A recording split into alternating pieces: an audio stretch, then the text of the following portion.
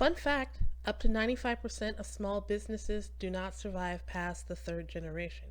So today, let's talk about business succession planning, Brave Bessie, and the tax credit that will give you a refund back for the taxes that were withheld on your check.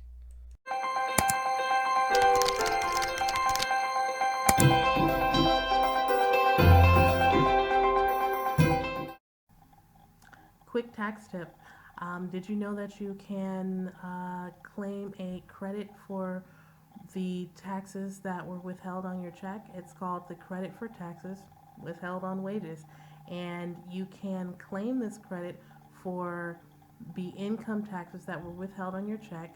Additionally, you can get a refund back for the Social Security taxes that were also withheld.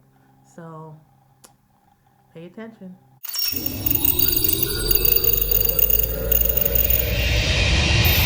Tax tip of the day.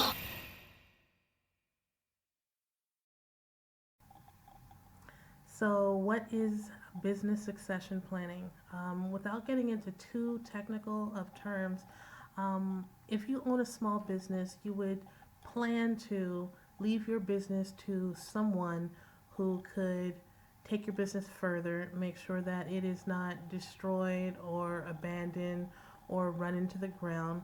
But that's not just the only thing that business succession planning is. It's also the idea that you have to plan for success within the company, like organizationally, like making sure that the key positions that are in your business are filled by the people who would benefit the company the most. So when you do a business succession plan, not only are you identifying who you would be handing the business over to in the event of death or disability or illness or incarceration, you're also talking about who's going to be top local managers, what type of qualifications and education and skills that your employees need to have at each level, what type of training, what languages they need to learn, all the different assets that are going to make their job better for the company. Business succession planning also includes what you're going to do in the event that at the point where the business is transferred over, whether you just die or retire or become disabled, what happens legally, because there are a lot of things depending on what type of business you have, whether it's sole proprietor or partnership or S corporation, like what happens legally to your business when it's transferred. It takes into account the the capital gains tax if you decide that instead of passing your business on, you want to sell it or franchise it. There are taxes that you would have to pay for any profit that you gained. Um, there are inheritance taxes that whoever inherited the business would have to pay. And all of these things are not just wrapped up in business succession planning, but also in estate planning. You need to always be thinking about these things because wouldn't it be sad if you spent your entire lifetime building a successful business in order to pass it on to your family and have it be eaten up or separated in taxes? And additionally, you want to start thinking about the things that are involved in succession planning. Um, for example, what happens if you have a partner and your partner gets a divorce? And in the divorce, the partner's spouse or ex spouse gets a percentage of the company and wants that in cash, and you guys don't have enough cash to give this person. Are you going to have to dismantle the company? These are the things that you have to plan for. A lot of the times, there are a lot of insurance companies that will give you policies to offset these things.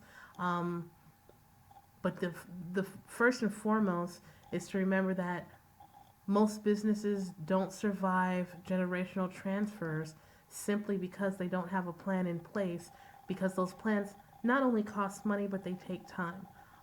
The average plan is between 3 and 20 years to implement, because you have to remember if you're leaving your business to your niece or your daughter or your son or your younger brother or sister or whoever, you have to train that person in the way that the business has to go. I mean, it's not just the idea of, well, I need you to have a bachelor's degree or a master's degree in accounting or whatever that is. There's also the idea that what are the values that are important to you that are to be passed down to that next generation, the things that you want um, to be included in the company. Um, when you think about your succession, are you planning on leaving it to a family member or to a non-family member? Because those are two different things too. If you leave it to a family member, you get more time. Uh, Supposedly, well, on average, you get more time to spend training them in the ways, the moral and ethical ways that you want that business to be run. If you are spending that time with them and putting that effort into their future, they generally have more experience at every level in the company and can acclimatize better to their circumstances when they take over the leadership roles. You have to set guidelines, and it's not just about the successor, it's also about you. Are you going to have a hard time stepping down? Do you have trust issues? Uh, are the people that you chose best qualified and suited? Did you want these people to be best qualified and suited for the job, and they just weren't interested in your business? Your son doesn't want to take over, your daughter doesn't want to take over the family business. Maybe they want to start their own career. Where does that leave your business? These are the things that you have to plan for, because these are the things that can make or break your business. And start thinking about it. I actually wrote an article on my website, tj2.com, that goes into much more depth about the entire situation. I'll put the link in the description below, but feel free to check it out. And also, why don't you stop by Amazon and pick up my book, 2020 Guide to Black Generational Wealth. And if you're also not too busy, if you could just click that button, that like or subscribe and notification bell, so that I can make more comment or more content like this. If you like this content, please like it.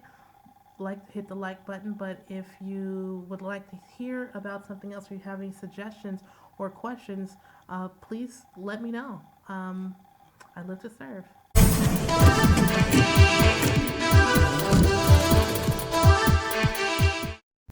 The air is the only place free from prejudices. I knew we had no aviators, neither men nor women, and I knew the race needed to be represented along these most important lines. So I thought it my duty to risk my life to learn aviation. Bessie Coleman. That was a quote from Bessie Coleman. Um, she was born in Texas, grew up poor. She even had to walk 4 miles every day to school in a one-room schoolhouse. Um, she moved to Chicago, where she worked as a manicurist. Overheard some people talking about the pilots coming back from World War One, and decided she wanted to be a pilot.